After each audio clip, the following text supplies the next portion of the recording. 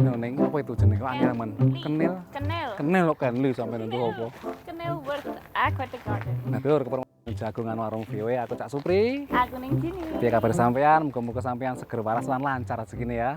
Nah, ini kita atau kami ajak sampean untuk jalan-jalan di sebuah taman namanya Kenil World di daerah pinggiran kota Washington DC. Ya, tempatnya di Anacostia. Apa menariknya kok sampean ngajak saya ke sini, geret-geret ke sini ini? Sumuk ya, Cak ya? Sumuk ini deliveran sudah belum masih di pinggiran udah deliveran. Pas ini lagi summer pula. Panas musim panas. Panas. Nah, tapi Cak, ini salah satu-satunya malah daerah di Washington DC yang masih melestarikan,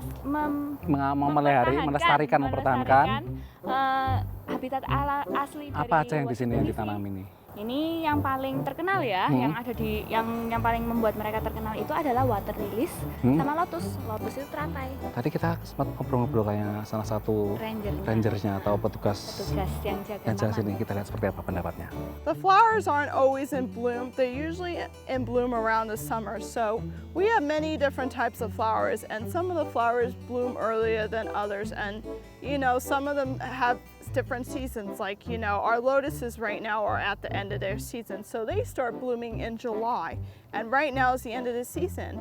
So the lotuses are the tall ones that are way out of the water, and the lilies are the ones that are floating in the water. And we have regular native plants that were, maybe have been planted a couple years ago, but they don't get planted anymore. They just come back each year. So that's more out towards our marsh area. Is a lot of native plants that were planted several years ago, but now they come out on their own. Nah, menarik ya. Jadi ternyata juga di tengah kota, di dekat kota di DC ada seperti ini. Kayak dari kita nyetir 20 menit ya ke sini. Enggak jauh.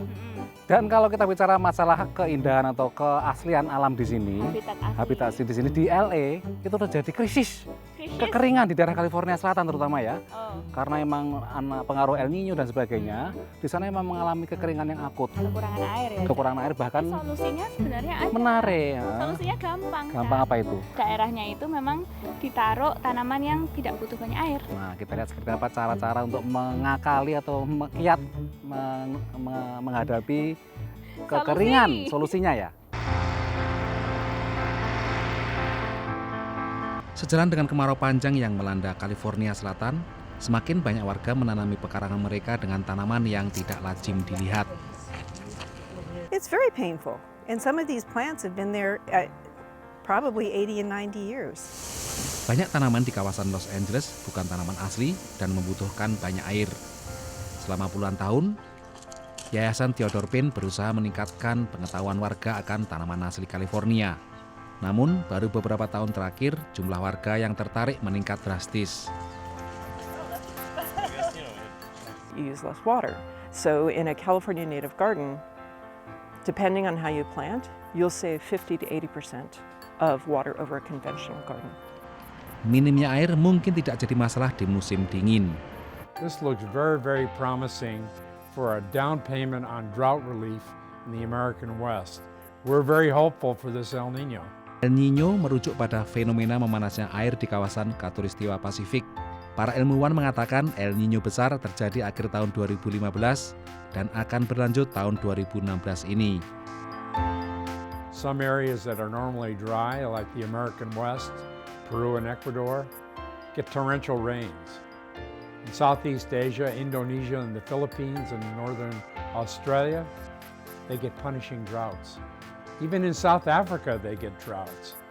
And so there isn't one continent that doesn't feel the footprint of a big El Nino. Sementara El Nino berlangsung setahun, pola cuaca lain sedang berproses dan akan berlangsung jauh lebih lama. Namanya Pacific Decadal Oscillation, yang cenderung menunjukkan pola pemanasan dan pendinginan yang akan berlangsung puluhan tahun.